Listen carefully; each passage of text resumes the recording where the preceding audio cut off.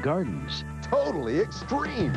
Join host Paul James for Extreme Gardens. Let's just say it's gardening for the other side of the brain. Explore the odd, the unusual, and the extreme. Extreme Gardens. Sunday at 5 Eastern on HGTV.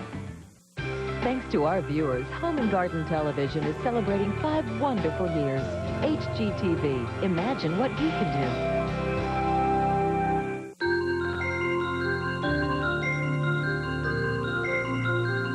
What grows in the garden so lovely and rare? Roses and dahlias, and people grow there. Come with horticulturist Erica Glazner as she tours American gardens. Gardens created by people who touch the earth and make it bloom. A Gardener's Diary is about those people.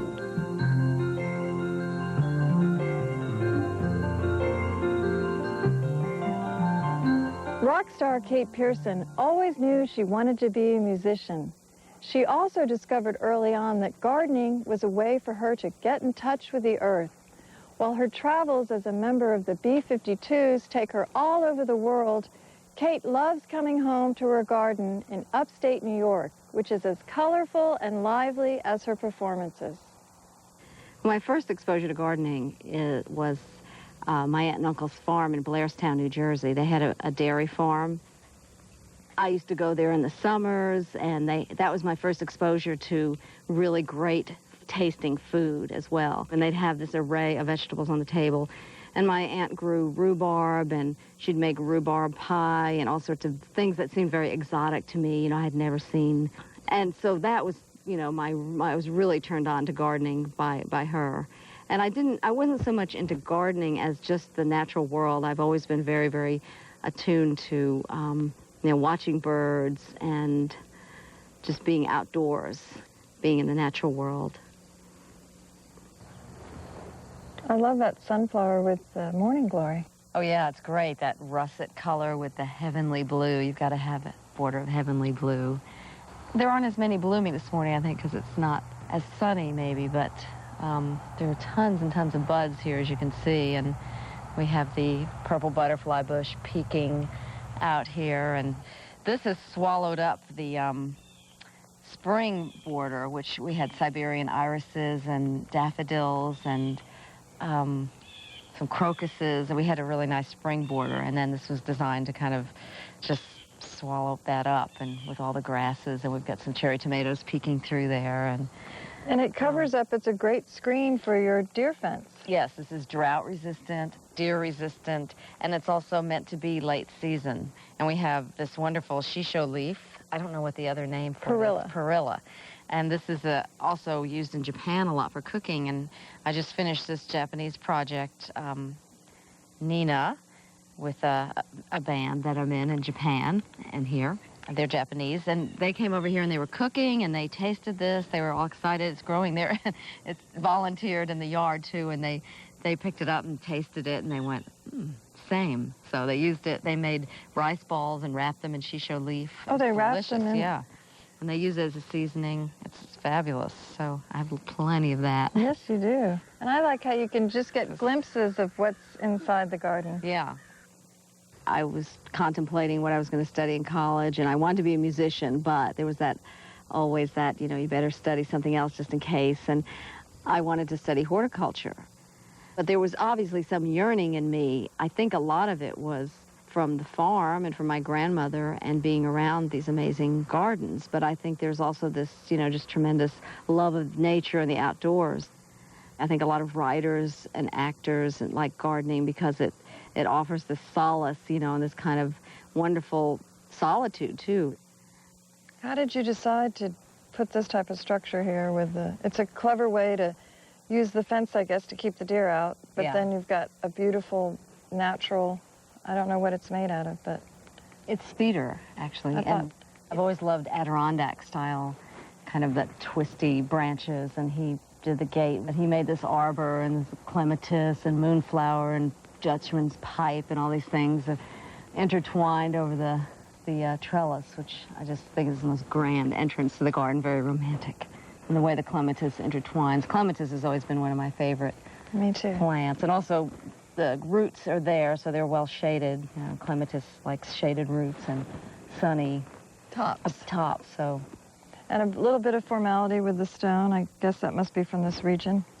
Yes, this is all bluestone, native bluestone. All the bluestone that you see in New York City and St. Patrick's Cathedral and a lot of sidewalks and all is usually from this region. This garden is very American, but I love Japanese gardens. And I love the kind of stonework that is involved in Japanese gardens. And we tried to sort of recreate a sort of stone path. Well, that's a good way to get that feeling in, but keep it American. I mean, Yeah. I think that's the problem. People try to take Japanese and apply it to upstate New York, and it doesn't work. It But doesn't. this is great. In Japan, I noticed a lot of the gardens and houses there, the doorway has this kind of enclosed feeling. There's a lot of times a garden at the entrance, and it makes you feel like you're in a little garden room before you enter the house. And I always like little things overhanging, you know, the gate, so you almost have to duck down to get in there. It's sort of, I don't know if that's Japanese, but everything's not revealed at the same moment. You've Yeah. got to look a little further. And Yeah.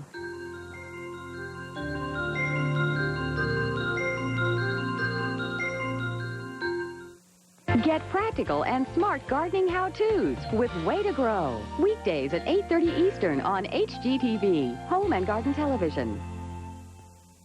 I was miserable. My antacid didn't do the whole job. Then I tried Alka-Seltzer. Only Alka-Seltzer relieves heartburn and pain and has the effervescent power to speed relief.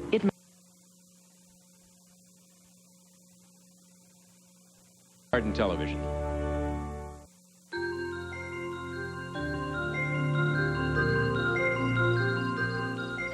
Kate Pierson's summertime garden in the Catskill Mountains of New York is as colorful and imaginative as Kate herself. The functional structures in her garden reflect her love for the work of Frank Lloyd Wright and Augustus Stickley, and the framed views of the garden owe much to the Japanese tradition, also an influence in her design. This garden's been going on for 12 years, and it's been a collaboration.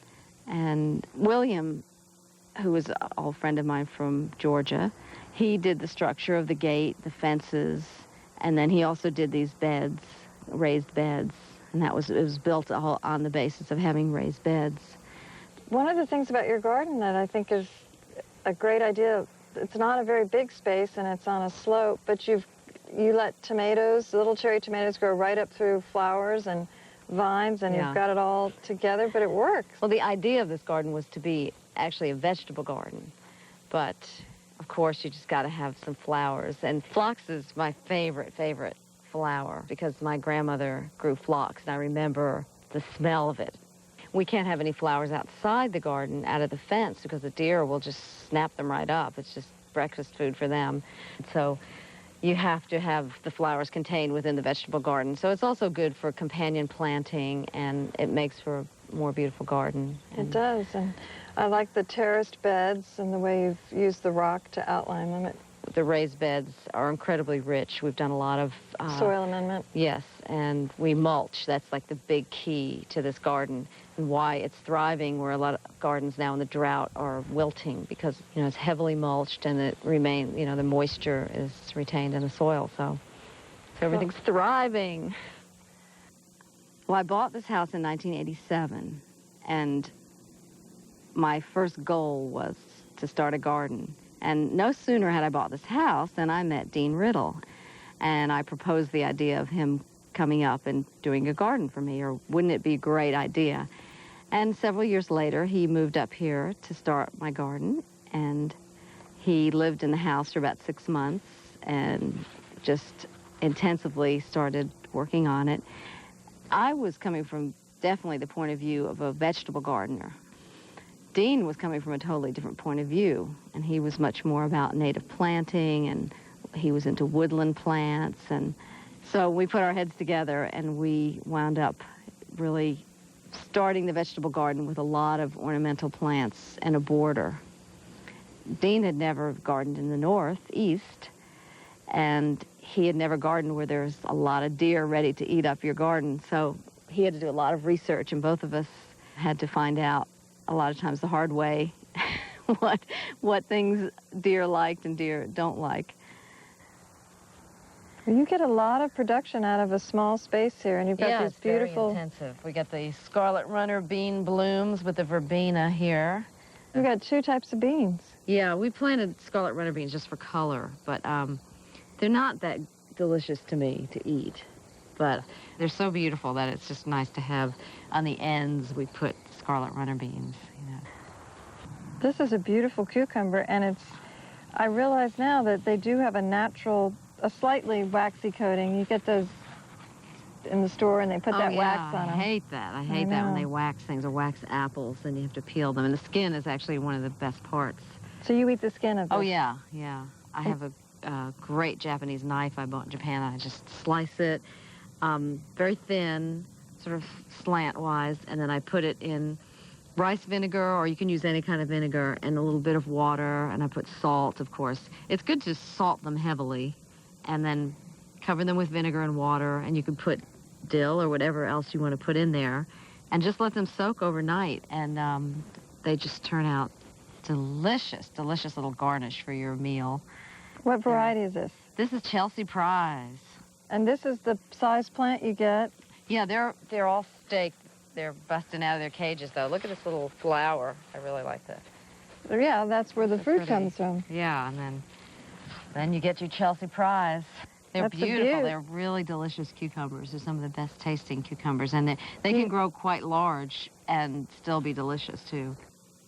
You know, people have lost touch with how good food can taste, and I know a lot of people that don't eat vegetables because their experience growing up has been with canned vegetables.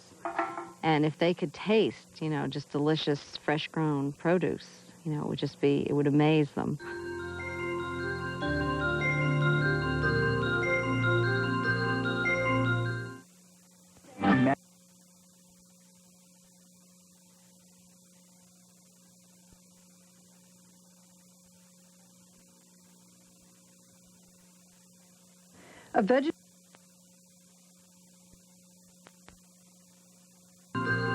Although she now lives in upstate New York, the B-52's Kate Pierson never lost her fondness for the southern vegetables she grew in Athens, Georgia.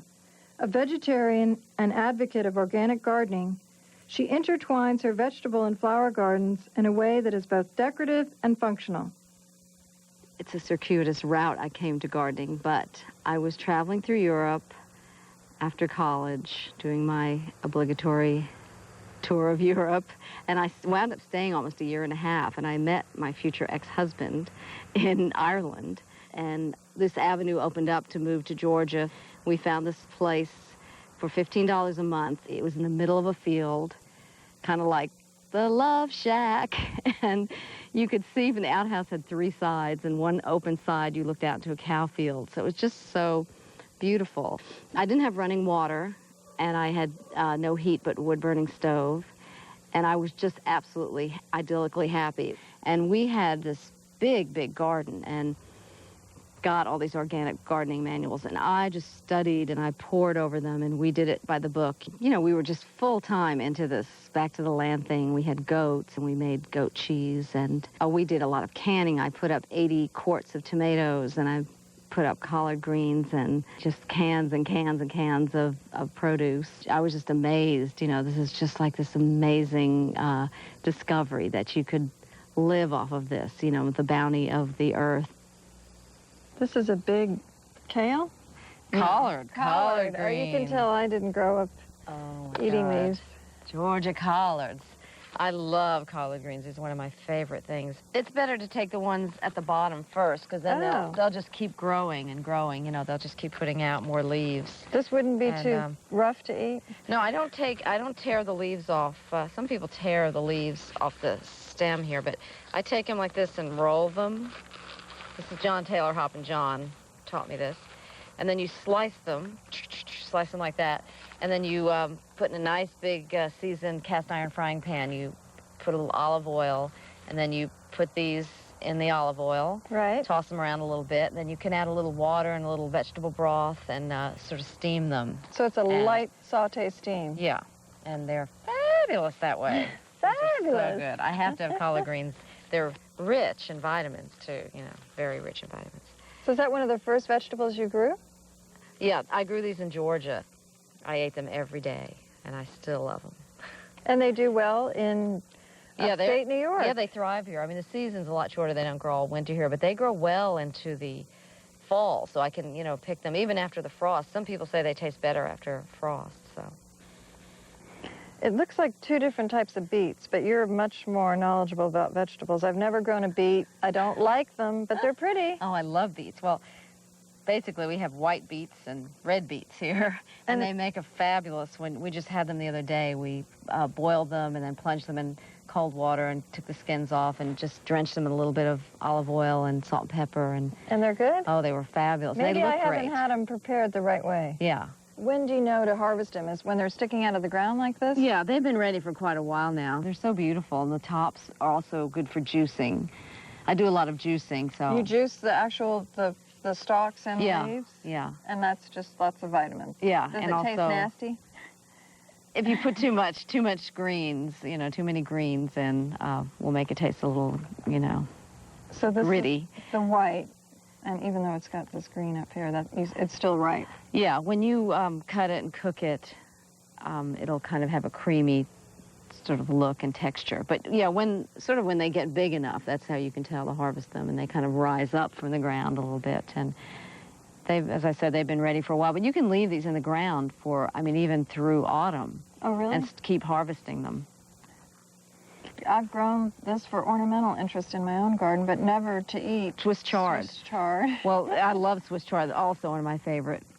Greens are my thing, you know. But really this good. is, again, a crop I think I could only grow in the cool season. So this is August, and you will harvest these until These the fall? keep going, yeah. If you cut them, you know, they just keep on coming. They're great. And I love these in colors and with the beets and the marigolds. And the coleus. Coleus, it's a nice little touch. And your big tomatoes are right back there against the fence. Wow. Yeah, we have several stands of tomatoes, and the Jet Star tomatoes are really big tomatoes over there, and they've already ripened, and some of those have ripened as well. So we've had some tomatoes already, which is unusual to, usually they ripen quite late here, and a lot of times I'm gone just when they ripen. It drives me crazy. A lot of people in the Catskills are musicians and artists, and it's just a real balancing thing to be able to come home and have something very grounding and something also that involves you out in the outdoors. I find that the garden is this amazing magnet. Just working in the garden is very calming and comforting and grounding, and when you've been traveling and been on a plane and all these unnatural environments, it's wonderful to come back to.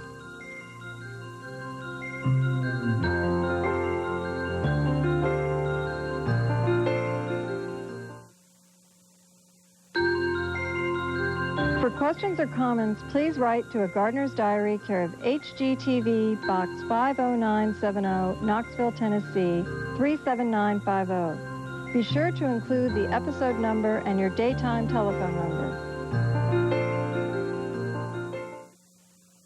Born into poverty, Madam C.J. Walker turned her hair care business into an empire. America's first self-made millionaire has called this grand estate her home. HGTV's Designing for History, the Madam Walker Show House, celebrates this remarkable woman's life and legacy. Madam Walker's home still stands as an inspiring beacon to all who enter. Don't miss Designing for History, the Madam Walker Show House. Coming up next on HGTV.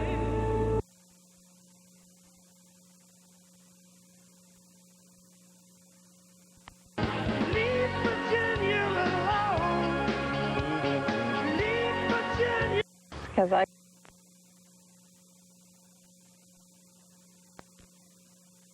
Considering menopause, consider the entire body of evidence. Speak to your doctor about what you can do to help protect your health during and after menopause.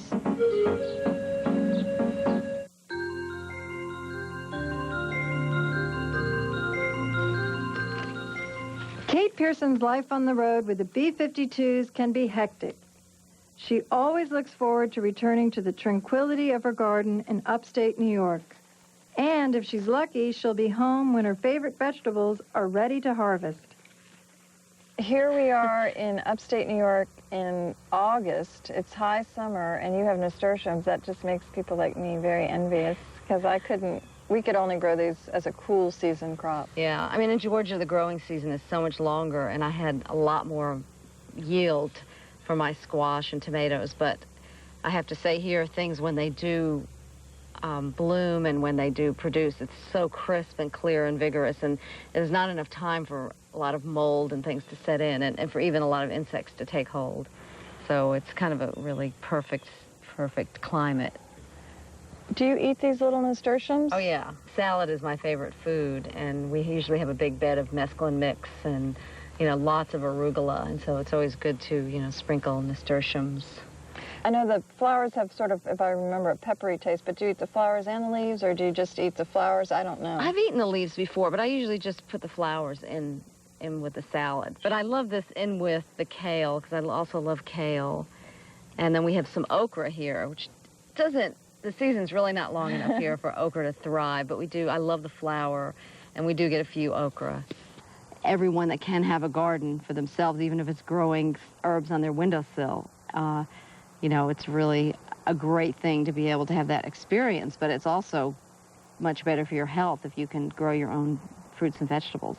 There's also nothing like taking stuff fresh from the garden. You feel the nutrients just soaking into you when you can eat something directly from the garden. It's just amazing. Do you think your garden has evolved the way your music has evolved? I think it definitely just gets more refined, just like sometimes music gets more refined. You start out totally wild, and hopefully you keep that wildness, that wild element in the garden, too, and in your music as well. Look at that color on that sunflower. Oh, I know. That sunflower seeds are extremely healthy to eat if they're fresh. So if you get a chance to grow them and eat them. So when do you harvest them? When they, you know, when the seeds kind of start sticking out and get... Before the birds get them? Yeah, usually the birds get them, though. I kind of like to feed the birds, attract the birds here.